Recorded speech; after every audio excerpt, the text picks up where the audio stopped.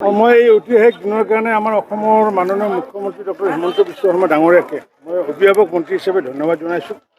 কাৰণ ভাৰতবৰ্ষৰ ভিতৰত প্ৰথম অসমত এনেকুৱা সংস্কাৰ ব্যৱস্থা কৰিছে য'ত নেকি জিলা যিসমূহ জিলা হেডকোৱাৰ্টাৰ থকা সমষ্টিসমূহ বাদ দি বাকী সকলোবোৰতে এতিয়া আমাৰ যি সমজিলা দিয়া যিটো ব্যৱস্থা কৰিলে আৰু এই সমজিলাৰ প্ৰথম পৰ্যায়ত আমি 39খন সমজিলা দিছোঁ। তাৰ ভিতৰত আমাৰ ধুবুৰী জিলাৰ কাৰণে আৰু ভাল খবৰ হৈছে কিন্তু দুখনকৈ সমজিলা আজি আমাৰ যিটো গোলকগঞ্জ আৰু বিলাচীপাৰা দুখনকৈ সমজিলা এতিয়া আমি এইখন আজি উদ্বোধন কৰিলোঁ আৰু সুন্দৰ এটা কাৰ্যালয়ৰ ভিতৰত আমি ইতিমধ্যে কনফাৰেন্স ৰুমকে আদি কৰি বিভিন্ন ব্যৱস্থা থকা আমাৰ ইতিমধ্যে কাৰ্যালয় লোৱা হৈছে। ইয়াৰ উপৰিও আমি 10 বিঘা মাটিৰ পুনৰ আবণ্টন দিছোঁ, 5 কোটি টকা আবণ্টন দিছোঁ। তাত পাৰ্মানেণ্টলি আমি আৰু পুনৰ কাৰ্যালয় কৰিম। কিন্তু এতিয়ালৈ যিটো কাৰ্যালয় লোৱা হৈছে মই ভাবোঁ অসমত 39টা সমজিলাৰ ভিতৰতে চাগে এইটো সুন্দৰ কাৰণ এইটো PNRD বিভাগৰ হ'ব নাছিলে।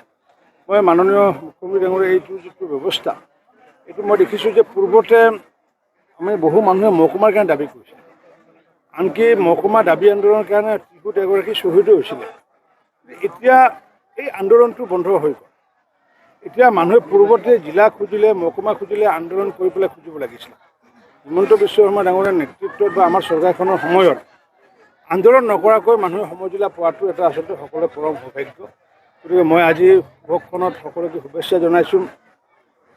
126খন ৰাজহুৱা গাঁৱৰে আমাৰ এই সমজিলাখন গোলকগঞ্জ সমজিলাখন আমাৰ গঠন হৈছে আৰু ইয়াতে যাতে আমি আগন্তুক দিনত শিক্ষিতৰ হাৰ যাতে বৃদ্ধি কৰিব পাৰোঁ তাৰ কাৰণে প্ৰচেষ্টা চলাম। মই প্ৰশাসনকো আহ্বান জনাইছোঁ, যিগৰাকী নতুন CDC দিছে জগদীশ ব্ৰহ্মকো মই আহ্বান জনাইছোঁ যে মানুহৰ যাতে কথা যাতে শুনাৰ এটা পৰিৱেশ যাতে কৰে। কাৰণ বিষয়া কৰ্মচাৰীসকলে বহু সময়ত দেখা পোৱা যায় যে মানুহৰ কথা শুনিবলৈ মানে অকণমান টান পায়।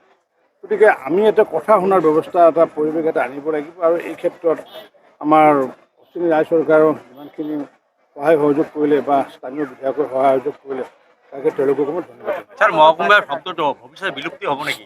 বিলুপ্ত হ'লে কাৰণ মহকুমা এতিয়া কাক লাগিব? অসমত জিলা দিয়াৰ পিছত এতিয়া ডিছগ্ৰেডেশ্যনৰ কাৰণে কোনোবাই খুজিব নাই।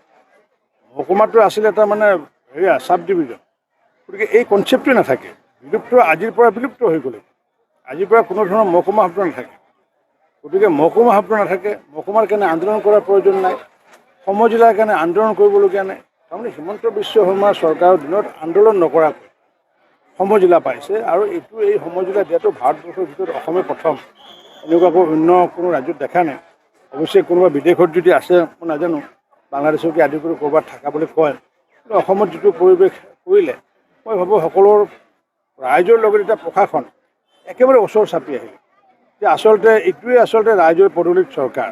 এইটো ব্যৱস্থা যিটো ব্যৱস্থা এই ব্যৱস্থাটো আচলতে প্ৰকৃত অৰ্থত ৰাইজৰ পদূলিত চৰকাৰ। প্ৰত্যেকখন সমষ্টিতে সমজিলা হ'ব য'ত নেকি ডিষ্ট্ৰিক্ট হেডকোৱাৰ্টাৰ। এতিয়া